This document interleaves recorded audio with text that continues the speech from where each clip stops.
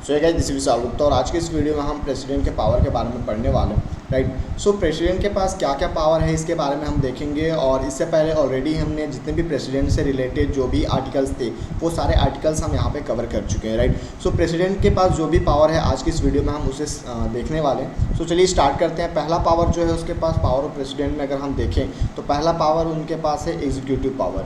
Right. Executive power जो भी है, और यहाँ पे बेसिकली अगर हम देखें तो ये जो पावर आपको देखना है वो आपको आर्टिकल वाइज याद नहीं रखना। जितने भी पावर मैं आपको बता रहा हूँ आप उसे बस याद रखना, क्योंकि ये पावर कभी पूछा नहीं जाता। बस इसलिए मैं बता रहा हूँ ताकि आपको पता होना चाहिए कि जो भी पावर प्रेसिडेंट के पास पावर आखिर है क्या क्या। राइट। तो ये कभी किसी भी एग्जाम में ऐसा पूछता नहीं है, लेकिन आपको पता होना चाहिए। तो आप इसको आर्टिकल वाइज याद नहीं रखेंगे, केवल बस आपको ये पता होना चाहिए कि ये भी पावर उनके पास होता है। तो अगर हम एग्जीक्यूटिव पावर की बात करते हैं तो अब ये समझ में नहीं आता कि एग्जीक्यूटिव में उनके पास क्या क्या पावर होगा।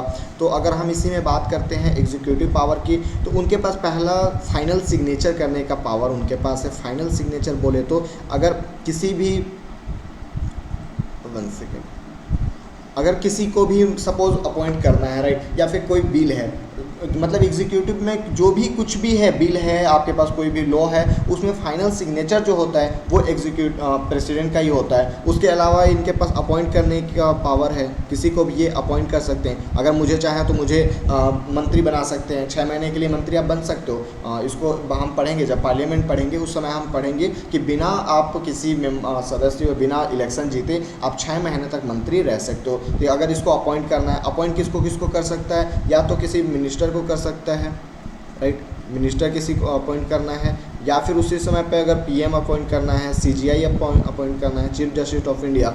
उसके साथ साथ अगर यहाँ पे चाहे तो कैग, ठीक है। तो ये अपॉइंट करने का भी जो पावर है उनके पास पावर है। इसके अलावा किसी को भी शपथ दिलाना है, ओथ दिलाना है, तो ये भी पावर एग्जीक्यूटिव पावर के अंदर आता है और इसमें हमें देखना है। उसके बाद सेकंड पावर की अगर हम बात करते हैं तो इनके पास कुछ लेजिस्लेटिव पावर भी है। लेजिस्लेटिव पावर कहने का मतलब कि ये आपको पता होगा SC ST का जो इलेक्शन का प्रोसेस होता है, इलेक्शन बोले तो अगर हम बात करते हैं कि किस एरिया से कितने सीट ST SC के लिए है, कितने जनरल के लिए है, ये जो डिसाइड करने का पावर होता है वो भी उनके पास होता है, वो वही डिसाइड करते हैं। इसके अलावा अगर हम बात करते हैं कि यहाँ पे दो एंग्लो इंडियन डिसाइड करना है, एंड 12 मनोनीत जो भी नॉमिनेटेड करते हैं,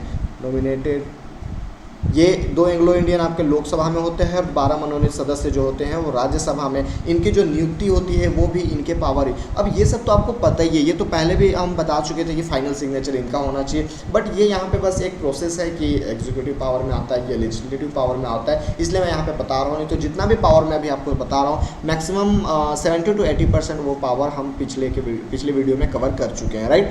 सो यहाँ पे आप देख सकते हो लेजिस्लेटिव पावर में इनके पास ये शक्तियाँ हैं।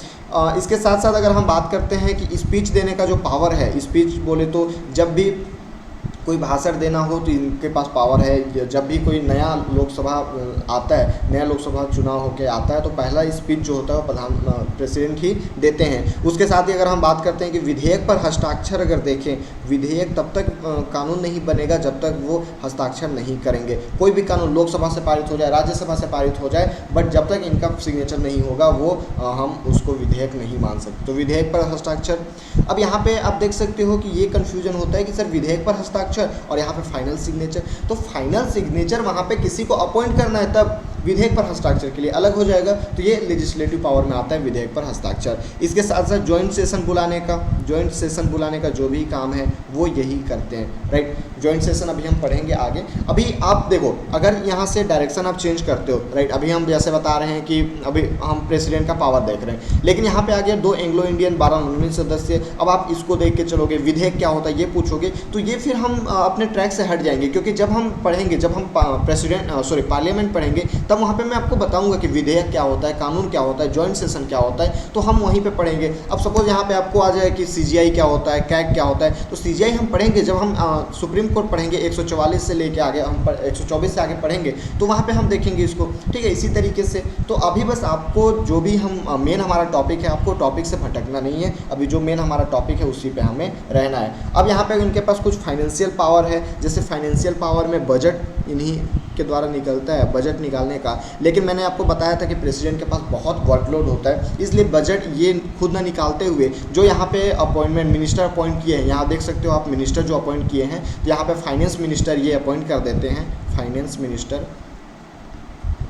और यही सारा चीज़ देखता है। ठीक है, फाइनेंस मिनिस्टर यहाँ पे देखता है। उसी तरीके से फाइनेंस कमीशन, यहाँ पे अगर हम देखें फाइनेंस कमीशन एफसी के बारे में बात करते हैं वित्त आयोग का, तो ये भी है। और अगर हम प्रेसिडेंट को ही देखें तो जो भी जिस स्टेट से जितने भी टैक्स कलेक्ट होता है, जितने भी स्टेट से, सपोज छत्तीसगढ़ से मान लो, एमपी से मान लो, राइट, सीजी से मान लो, एमपी से मान लो, राजस्थान से मान लो, जितना भी टैक्स कलेक्ट हुआ उसमें से 43% उन्हें वापस करना होता है। और ये सारा पावर जो है फाइनेंशियल पावर के अंतर्गत आता है। और इसे कौन देखता है, तो इसकी बात अगर हम करते हैं तो ये यहाँ पे प्रेसिडेंट साहब ही देखते हैं, राइट। उसके अलावा अगर हम डिप्लोमेटिक पावर की बात करते हैं तो अब ये डिप्लोमेटिक पावर क्या होता है, यहाँ पे अगर हम देखें डिप्लोमेटिक पावर में, तो ये इनका भी एक पोस्ट है। और इसमें अगर हम देखें डिप्लोमेटिक पावर बेसिकली ये है कि अब ये बताओ कि हमारे जितने भी नेता मंत्री हैं वो तो हायर एजुकेटेड नहीं होते, उनको अगर इंग्लिश में बात करने बोल दो तो वो बात नहीं कर पाते हैं। और यहीं पे बात आती है कि जब हमें विदेशों में कुछ काम करना हुआ, विदेशों से बातचीत करना हुआ, तो कैसे होगा,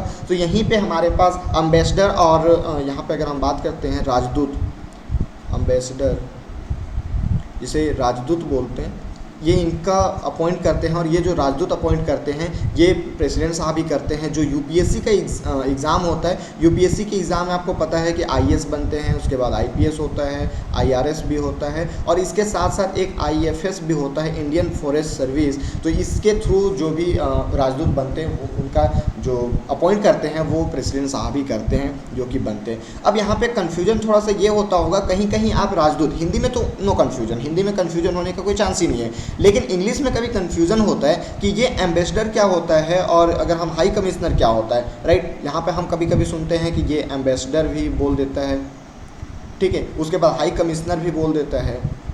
तो ये क्या होता है, चलिए इसको समझते हैं। कभी कमिश्नर सुनने को, हाई कमिश्नर सुनने को मिलता है, कभी एम्बेसडर सुनने को मिलता है। तो जैसा कि आपको पता है, कि हमारा जो भी, चलिए मैं एक फिगर के थ्रू आपको समझाने की कोशिश करता हूँ, राइट। ये आप देख सकते हो, सपोज ये हमारे पास इंडिया है, ये चाइना, और ये हो गया हमारा रसिया, ये ब्रिटेन, ये पाकिस्तान, ठीक है, और ये मान लेते हैं अमेरिका। ये बस समझाने के लिए मैं बता रहा हूँ। जो भी देश ब्रिटेन का गुलाम बना है, जो भी देश जो भी देश है यूरोपीय देशों का गुलाम बना है, जैसे चाइना भी बना है, इंडिया बना है, पाकिस्तान बना है, तो जो भी देश ब्रिटेन का गुलाम बना है, अगर वहाँ से कोई हमारे देश में आता है या हमारे देश से उनके पास जाता है, राइट, वहाँ से अगर हमारे देश में जाता है और हमारे देश से वहाँ पे जाता है, तो उसको हम बोलते हैं ये हाई कमिश्नर है, राइट। ये क्या है, हाई कमिश्नर है, वहाँ पे हम एम्बेसडर नहीं बोलते। अब जैसे रसिया कभी भी ब्रिटेन का गुलाम नहीं बना है, तो वहाँ से अगर कोई हमारे पास आता है तो उसको हम क्या बोलेंगे, उसको हम एम्बेसडर बोलेंगे। लेकिन अगर हमारे देश से, इंडिया से अगर वहाँ कोई जाता है तो उसको हम हाई कमिश्नर ही बोलेंगे, क्योंकि हम ब्रिटेन का गुलाम रह चुके हैं। मतलब कि जाने वाले को हम देखते हैं कहाँ गया, उससे कोई मतलब नहीं है किस देश से गया। अगर मेरे से निकल के जा रहा है, मतलब इंडिया से अगर जा रहा है, तो इंडिया क्योंकि ब्रिटेन का गुलाम था इसलिए उसको हाई कमिश्नर ही बोलेंगे। अगर पाकिस्तान से कोई भारत में आता है तो उसको हाई कमिश्नर बोलेंगे, अगर इंडिया से भी कोई पाकिस्तान जाता है तो उसको भी हाई कमिश्नर बोलेंगे। उसी तरीके से अमेरिका से कोई भारत में आता है तो उसको तो हम एम्बेसडर बोलेंगे, लेकिन इंडिया से अगर कोई अमेरिका जाता है तो उसको हम हाई कमिश्नर बोलेंगे। मतलब आप देख सकते हो, जो भी कभी ना कभी ब्रिटेन का गुलाम हुआ है, सॉरी यहाँ पे अमेरिका भी गुलाम हुआ था उनका, तो यहाँ पे भी इनका भी हाई कमिश्नर ही कहलाएगा। मतलब आप ये कॉन्सेप्ट रख लो कि जो भी ब्रिटेन का गुलाम है, अगर वहाँ से कोई राजदूत जाता है, किसी भी देश में जाए, अगर वहाँ से कोई राजदूत जाता है तो उसको हाई कमिश्नर ही कहेंगे, उसको एम्बेसडर नहीं कहेंगे। आई होप ये चीज़ आपको समझ में आया होगा। बहुत ही बेसिक है बट थोड़ा सा कन्फ्यूजन करता है, तो आप याद रखेंगे हाई कमिश्नर कब बोलेंगे और एम्बेसडर कब बोलेंगे। आप हिंदी में बोल रहे हो तो राजदूत चलेगा। उसके बाद अगर हम नेक्स्ट पावर की बात करते हैं तो मिलिट्री पावर इनके पास है। मिलिट्री पावर में अगर हम देखें तो मिलिट्री पावर आपको पता है कि तीनों सेनाओं का, जैसे अगर हम आर्मी की बात करते हैं, नेवी की बात करते हैं, वहीं पे हम एयरफोर्स की बात करते हैं, तो तीनों का हेड जो होता है वो प्रेसिडेंट ही होता है। तीनों का हेड प्रेसिडेंट साहब ही होते हैं। और यहीं पे अगर आपको किसी से वार कराना है, अगर युद्ध की घोषणा करना है तो प्रेसिडेंट साहब ही करेंगे। अगर इसे रोकना है, राइट, युद्ध को रोकना है तो यहाँ पे भी प्रेसिडेंट साहब ही करेंगे। अगर कोई परमाणु हमला कराना है किसी देश पे तो परमाणु हमला पे भी प्रेसिडेंट का आखिरी रहेगा। लेकिन परमाणु हमला करना इतना आसान नहीं है, इस पे बहुत सारे लोगों का सिग्नेचर होना चाहिए। सबसे पहला सिग्नेचर होता है प्रेसिडेंट का, उसके साथ ही साथ पीएम का भी सिग्नेचर होना चाहिए, उसके साथ साथ डिफेंस मिनिस्टर का सिग्नेचर होना चाहिए, रक्षा मंत्री, राइट, रक्षा मंत्री का सिग्नेचर होना चाहिए। उसके अलावा सिक्योरिटी कंसल्टेंट मतलब रक्षा सलाहकार अजीत डोभाल जी हैं अभी। उसके साथ साथ सीडीएस का भी होना चाहिए यहाँ पे, आर्मी चीफ सीडीएस, राइट। तो इतने सारे लोगों के सिग्नेचर के बाद ही हम परमाणु हमला किसी देश पे करा सकते हैं। इतना आसान नहीं होता परमाणु हमला कराना किसी भी देश पे, क्योंकि परमाणु हमला कराना सही भी नहीं है। हम जब तक बात करके अगर मामले को सुलझा लेते हैं तब तक परमाणु हमला कराना कोई जरूरी भी नहीं है, ठीक है। तो ये आप देख सकते हो कि इनके पास मिलिट्री पावर भी है। इसके अलावा अगर हम और भी पावर देखें तो इनके पास एजुकेशन पावर भी है। अब एजुकेशन पावर क्या होता है, आप ध्यान दिए होंगे आपके कॉलेज में जो भी मेन यूनिवर्सिटी होती है, मेन यूनिवर्सिटी की अगर हम बात करते हैं तो वहाँ पे आपने देखा होगा कि चांसलर होते हैं, राइट, चांसलर होते हैं। उनका काम क्या होता है, जो भी एग्ज़ाम कंडक्ट कराना, रिजल्ट निकालना, ये सब उनका काम होता है। तो ये सेंट्रल यूनिवर्सिटी में अगर हम बात करें, सेंट्रल यूनिवर्सिटी, उसके अलावा इसके साथ साथ क्या होता है, स्टेट यूनिवर्सिटी भी होता है, स्टेट यूनिवर्सिटी। तो सेंट्रल यूनिवर्सिटी में कुलाधिपति इसको बोलते हैं चांसलर। और ये जो होता है, अगर स्टेट यूनिवर्सिटी की बात करें तो वाइस चांसलर होता है, कुलपति। तो आपका अगर यहाँ पे हम बात करते हैं कि आपका जो भी यूनिवर्सिटी है वो अगर सेंट्रल यूनिवर्सिटी होगा तो वहाँ पे चांसलर होंगे, कुलाधिपति होंगे, और स्टेट यूनिवर्सिटी होगा तो वहाँ पे वाइस चांसलर होंगे, कुलपति होंगे। और ये जो चांसलर होते हैं ये प्रेसिडेंट ही होते हैं, प्रेसिडेंट के अंदर में आता है। ये जो सेंट्रल यूनिवर्सिटी होते हैं वो प्रेसिडेंट के अंदर में आता है। इसके अलावा अगर हम राष्ट्रपति की और पावर देखें तो इनके पास कुछ सेल्फ पावर भी है। सेल्फ पावर क्या है इसको चलिए समझते हैं। सेल्फ पावर को हिंदी में विवेकाधिकार शक्ति भी बोलते हैं, विवेकाधिकार शक्ति। इसे अच्छे से समझना, इसमें हम देखते हैं कि किस तरीके से जो गठबंधन की सरकार होती है, आपने सुना होगा कि कभी गठबंधन की सरकार हुआ करती थी। जब हमारे यहाँ पे अटल बिहारी वाजपेयी की सरकार थी, वो उनका भी गठबंधन का सरकार था और वो उनका सरकार भी गिर चुका था, आपने सुना होगा। और वहीं पे हम देखते हैं किस तरीके से बनता है। सपोज ये आप देख सकते हो कि ये हमारे पास अगर संसद है, इसमें लोकसभा और राज्यसभा, तो हम बेसिकली बात करते हैं लोकसभा में 545 सीट होती है और यहाँ पर अगर आपको सरकार बनानी है तो 273 सीट, 50% चाहिए। 50% जो कि होता है 272 कैसे आएंगे, 273 लेते हैं, तो 273 सीट आपके पास होने चाहिए। लेकिन अगर यहीं पर बात आती है कि सपोज ये कोई ए पार्टी है, कोई बी पार्टी है, कोई सी पार्टी है, कोई डी पार्टी है। ए पार्टी के पास मान लो 200 सीट आया, बी पार्टी के पास मान लो 250 सीट आया, सी पार्टी के पास 10 सीट आया और डी पार्टी के पास 20 सीट आया। ये एग्जाम्पल के लिए। तो यहाँ पे आप देख सकते हो कि ना तो ए के पास बहुमत है ना बी के पास बहुमत है, उसी तरीके से सी और डी के पास भी बहुमत नहीं है। तो अब यहाँ पे बात ये आती है कि किसकी सरकार बननी चाहिए। तो यहाँ पे ये होता है कि या तो इन दोनों मिल के अपना सरकार बना ले, या तो इनमें से कोई मिल के अपना सरकार बना ले। और यहीं पे ये जो कंडीशन होता है इसको बोलते हैं कि त्रिशंकु कंडीशन आ गया है, त्रिशंकु इसको बोला जाता है, राइट, त्रिशंकु लोकसभा। अब जब त्रिशंकु लोकसभा होता है तो यहाँ पे प्रेसिडेंट सर के पास पावर है, प्रेसिडेंट के पास पावर है कि वो किसी भी, प्रेसिडेंट के पास क्या पावर है कि किसी भी एक कैंडिडेट्स को वो पीएम बना देते हैं और उनको 30 दिन का क्या दिया जाता है, टाइम दिया जाता है कि आप 273 सीट कर दो। और इसमें माहिर है अमित शाह जी, उनको 30 दिन दे दो, वो कहीं ना कहीं से भी ला के और अपना पार्टी बना लेंगे, ठीक है। तो ये आप देख सकते हो कि किसी भी पार्टी को, किसी भी सपोज ए को बना दिए वो, या फिर सपोज सी को भी बना सकते हैं। ऐसा नहीं है कि आपके पास बहुमत है तभी आपको बना दो। ये 10 सीट है ना इसके पास, ये सी को भी बना दी, चल भाई तू पीएम बन जा और फिर तेरे पास 30 दिन का समय है, तू अपना 273 सीट क्या दिखा दे, बहुमत दिखा दे कि 273 सीट है। 273 अगर तू सीट दिखा दिया तो तू पीएम ही रहेगा, और अगर नहीं दिखा पाया तो फिर से इलेक्शन होगा। क्या होगा? फिर से इलेक्शन होगा। आप देख रहे हो, बिना आपका बहुमत से जीते आप 30 दिन तक प्रधानमंत्री बन सकते हो। उसी तरीके से आपको मिनिस्टर, मैंने बताया था कि 6 महीने तक आप मिनिस्टर भी बन सकते हो बिना इलेक्शन जीते। तो ये आप देख सकते हो कि प्रेसिडेंट के पास कितना पावर है, सेल्फ पावर ये अपना लगाता है। जब भी त्रिशंकु ऐसा कंडीशन आ जाता है, त्रिशंकु का कंडीशन आता है, तो उस समय वो अपने सेल्फ पावर, विवेकाधिकार शक्ति का प्रयोग करते हैं और किसी भी एक पार्टी के कैंडिडेट्स को वो पीएम बना देते हैं और उनको 30 दिन का समय दिया जाता है कि आप बहुमत सिद्ध करो, और यहीं से घोटाला स्टार्ट हो जाता है। क्योंकि अगर इसको बना दिए, ये इसके साथ मिल जाएगा, ये भी इसके साथ मिल जाएगा, और यहाँ पे अब जब सरकार बनेगी, सपोज मान लो इसके पास 50 सीट है, सपोज ये तीनों भी मिल गए, ठीक है, ये तीनों मिल गए, मतलब B + C + D बन गए। तो अब ये केवल B की सरकार नहीं है, ना ही C की सरकार है और ना ही D की सरकार है, इसे बोलते हैं गठबंधन की सरकार। ये हो गया आपका गठबंधन की सरकार, और यहीं से घोटाला स्टार्ट होता है। क्योंकि अगर एक पार्टी अगर इसमें से अगर घोटाला करना स्टार्ट कर दिया, तो क्योंकि इसको हमें पास में ही रखना है, अगर ये छोड़ के चला जाएगा तो सरकार गिर जाएगी, इसलिए यहाँ पे इसको सहना भी पड़ता है, और यहीं से घोटाला स्टार्ट हो जाता है। आपने देखा होगा कांग्रेस में इतने सारे घोटाला होते थे, यही कारण था कि वहाँ पे घोटाले इतने सारे होते थे।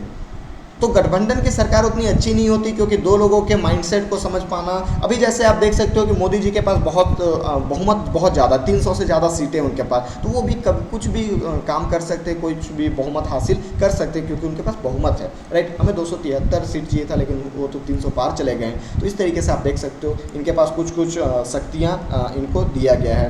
यहीं पर एक और शक्तियाँ इनके पास दिया जाता है, स्पेशल पावर। ये स्पेशल पावर में क्या होता है? स्पेशल पावर में ये है कि जैसा कि मैंने आपको बताया था कि प्रेसिडेंट का पावर हमारे इंडिया में भले ही ना हो, लेकिन इनके जो पद है, पद की गरिमा बहुत है, तो इनको कुछ स्पेशल पावर दिया गया है। जैसे कि इनको कोई अरेस्ट नहीं कर सकता, राइट। ये भले ही कितना बड़ा काम कर दिए, कितना बड़ा गुनाह कर दिए, लेकिन इसको अरेस्ट नहीं कर सकते। इन पर क्रिमिनल चार्ज नहीं लगाया जा सकता, लेकिन इन पर सिविल चार्ज लगाया जा सकता है। अब ये क्रिमिनल चार्ज क्या होता है? क्रिमिनल चार्ज बोले तो हत्या अगर हो गया, रेप हो गया, किसी को मार के गोड़ हाथ तोड़ दिए, तो ये क्रिमिनल चार्ज नहीं लगा सकते। लेकिन सिविल को हिंदी में दीवानी मामला बोलते हैं, दीवानी मतलब पैसे से रिलेटेड होता है, ये आप लगा सकते हो, ठीक है। अब यहीं पे कॉन्फ्लिक्ट हो गया जब संविधान बन रहा था कि जब हम स्पेशल पावर इनको देते हैं, इनको अरेस्ट नहीं कर सकते, इन पे क्रिमिनल चार्ज नहीं लगा सकते, तो ये तो वही बात हुई, फिर हमारा देश लोकतंत्र कैसे हो पाएगा?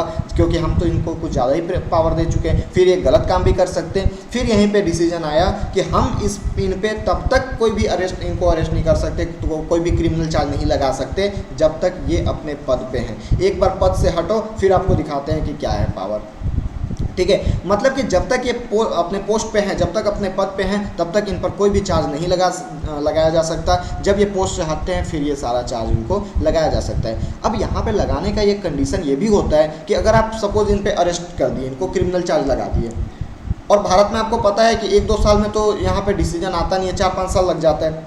अब जैसे ही डिसीजन आया और ये आर्टिकल 72 का यूज़ करके ये अपना माफ़ कर दें, क्योंकि प्रेसिडेंट को आर्टिकल 72 के थ्रू पावर है कि ये किसी का भी सज़ा को माफ़ कर लेंगे। यहाँ पे डायरेक्ट लिखेंगे मैं अपनी सारी सज़ाएं माफ़ करता हूँ। तो जब ये सारी सज़ाएं माफ़ ही कर लेंगे, और यहाँ पे जितना भी कोर्ट का कीमती समय गया, जितना भी पैसा वहाँ पे खर्च हुआ, वो तो ऐसे ही चला जाएगा ना।